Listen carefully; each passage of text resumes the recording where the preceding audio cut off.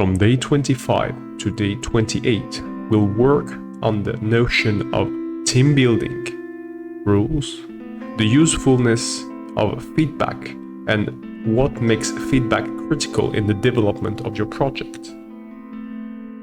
As you're finishing your first story, you may want to write another already. And this training you've received may entice you to start a larger project, a bolder project maybe, a greater project on your second book, third book, fourth. Same applies for stories, a series of games, or an animated series. You may want now to develop something larger than one book. And in order to do so, you'll need to gather a team. Each of your teammates will have different roles and different functions. And we'll apply the logic we've established in this course of functions and role to team building in order for you to understand the different archetypes of team members. In order to find why your productions are working or not, what you can change about them in order to ameliorate them, you'll want to receive a form of feedback. And part of this feedback, and in fact, probably the most useful part of this feedback, will come from your team. If you're writing a story with multiple people, you'll have the advantage of having a diversity of perspectives. However, feedback is not limited to your teammates only, and you'll want to receive feedback from your public. It is the other main kind of feedback. So you want to have inner feedback coming from your team, and outer feedback coming from your public. And in order to estimate if this feedback is useful, we'll present you a set of questions, a set of themes you'll want to question your public about, or your public may want to ask you questions about these themes, these topics, since they are the most important in your story. Feedback needs to be focused. Feedback needs to be specific, and it is what will make it most useful. This and implementability. Feedback comes from your public. Your public encompasses every individual or every group which wants to appreciate your work.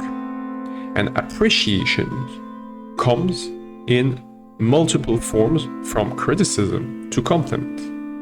What you want when it comes to feedback is procedures. You want feedback to be implementable. You want feedback to be usable information. In order to understand what's useful, what's usable information, you need to establish your public different kinds of perspective. Now, your public will enjoy your work in four main different matters. A fringe of your public will want to challenge your story, your characters, and you as the author. They will want to challenge the ideas, the themes, the lessons, if you want, you're trying to pass through your story. Their goal is to check the validity of the principle you're exposing, the development of the themes in your story. They may be your best source in terms of criticism when it comes to cohesion, coherence, and consistency. Now, there is a fringe of your public who wants to cooperate. They want to cooperate with you, with your story as a whole, with your world as a whole, and with your characters. They may want to help your characters. They may want to support your characters. They may want to correct your characters when they're thinking wrong. This fringe of your public may be the best source of information when it comes to support, when it comes to characters' growth. You may consider that this fringe of your public wants your character to succeed. Even if at times they may want your character to fail in order to learn from their mistakes. So it's really targeted here at characters' growth, characters' amelioration, characters' ability to change their behavior in order to reach their goal more easily. Now, the third fringe of your public will want to play the story with your character. Not necessarily to participate to the story, but to go along your character through the journey they're going through. And this fringe of your public wants to attach themselves to their characters. Now, every fringe of your public, every member of your public wants to attach themselves to their characters, because they will become, they're your characters as you're starting, but gradually they will become their characters too. So saying that the accompany fringe of your public want to attach themselves to your character might be obvious. It might be something that's intrinsic to every person in your public. Everyone in your public will touch themselves to the character. For example, the challenger type of public, they want to compete with your characters, with the characters' goals, with the characters' behaviors, with your ideas, and with you. The challengers want that. But why do they want that? Because they want to attach themselves to your characters, to your stories, to your world, and to you. But the kind of attachment here is quite different, because the orientation is different. Here, the orientation is just as usual for the red color, change, but not changing any dimension. Again, we're aiming here for more coherence and consistency. And there we have two words which are related to emotional attachment. Emotional attachment develops through time, because the character are coherent with themselves through time. The character are consistent in their habits, in the development of their behavior, in the evolution of their person, of their goal, of their identity. And that's why the public can enjoy them more. They can relate to them more. They can remember them more. So they want to get attached more through time. And that's where we're gonna separate the accompany public and the challenge public. Even if we're building 4 categories here, just consider that each member of your public will likely fall into 2 of these categories. Each member of your public will fall. It's highly likely that they fall in at least 2 categories. For example, you can have a challenger accompany type person, or you can have a challenger cooperate type person, or and even an accompany cooperate type person. You have multiple combinations here, 8 in total, I think. And these combination will much accurately represent the members of your public. You can have some member of your public that have considered the 4 angles, the 4 perspectives, and maybe this is the fringe of your public which will give you the more synthetic advice. The criticism they will give you, the feedback they will give you, will be the most synthetic, since they have considered all the dimension that they want to consider through your story. So their perspective is not shifting. They're not being a challenger and then a cooperator and then an accompany. They're just able to envision a part of each of the 4 dimensions. So an accompany type of peer, well, we can call them peer, the members of your public who want to be part of your story, which is really, in the end, your whole public. They want to attach themselves to the characters, and that means 2 things. They're able to relate to them,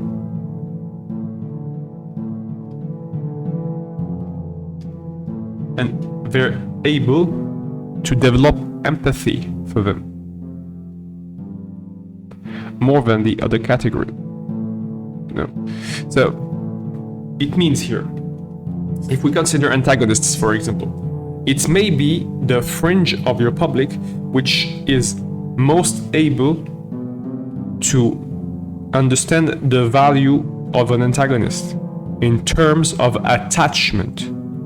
Whereas the cooperator type of peer will be more likely to see why the antagonist has a value for the characters. The antagonist, for example, if you're a cooperator peer, antagonists, you may see why they're valuable for the characters. Whereas if you're an accompany type, you may consider that the antagonists have more value for the relationship between the characters, the organization or the team. Organization, team, not exactly the individual.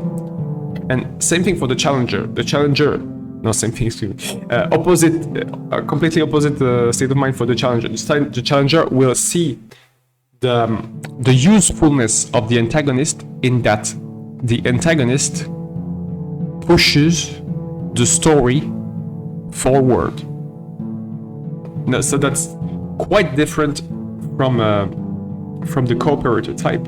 The cooperator see the antagonist as a value for the character's growth.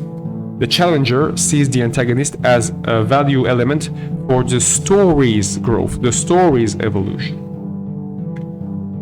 Now, all these transitions between the different peers, between the different fringes of the public, are facilitated by everything we've accumulated for this course. Everything you now know about these 4 colors, you can use to define the different fringe of peers, the different peers in your public. For example, you can establish a direct relationship between cooperator and enticer. In your mind, it's someone who wants to discover the world. It's someone who wants to maybe it's a childlike person, enjoying discovery, a person enjoying change in the characters. So it's the same thing for the company type of public with the advisor, and the challenger type with the rival. Well, and when it comes to challenger, actually, the word is very, very similar here, and the motivation is very similar, but not to the same degree for all of these 4 peers, type of peers. Now, if we try to establish the last transition here, the transition between the accompany type of peer and the ponder type of peer. Now, what does the ponder get through? Now, there's a direct link between purple and blue, as we've established every time we're going through this cycle. But there's also a direct link between purple and red. So if the challenger is preoccupied by consistency and coherence, the ponderer will be preoccupied by cohesion, because cohesion is defined by both consistency and coherence. Well, not only, so that's the link with the challenge. Now, what's the link with the accompany type? Well, we'll have to establish a link with attachment, don't we? So now, how does attachment relate to pondering? Well, attachment in pondering allows the public to develop a sense of belonging. And we get back to this, to attachment, to belonging, to familiarity. These three concepts are articulated, they're tied very tightly with one another. So that's why the transition, because you can be part of the public in one fringe, you can be one type of peer when you're starting to read someone's story. So you've been a fan, maybe you've been extremely emotionally attached to someone else's fictions, to someone else's work, and you know that your orientations have changed through time.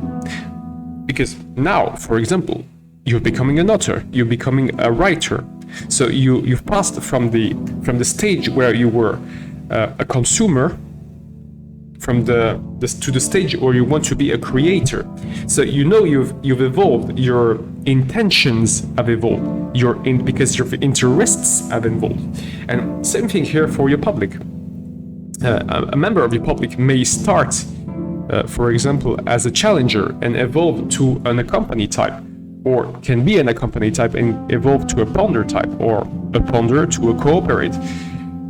It's really it's a sphere. It's established here. This system.